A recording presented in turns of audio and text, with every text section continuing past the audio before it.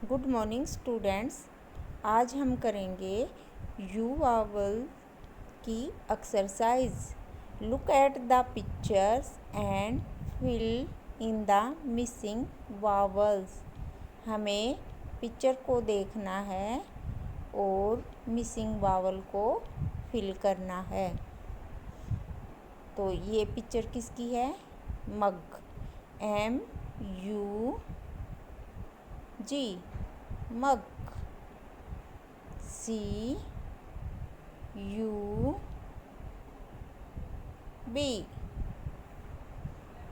Cup, ये कौन है बेटा? ये पिक्चर नन, NUN, नन।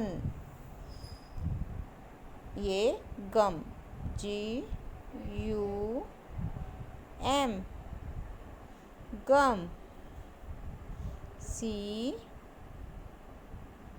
ये सीजर है और ये इसको क्या करिए? Cut, CUT, cut. PUP, पप। Match the picture with the words. ये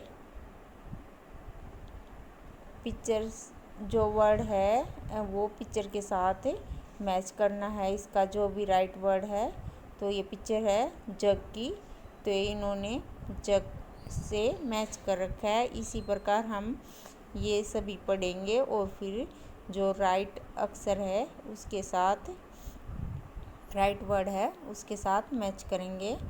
PUP, पप, पप तो ये है। CUP, कप, कप भी नहीं है।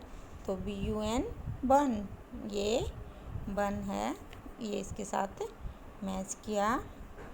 CUP, कप, ये कप भी नहीं है, ये क्या है? TUB, tub.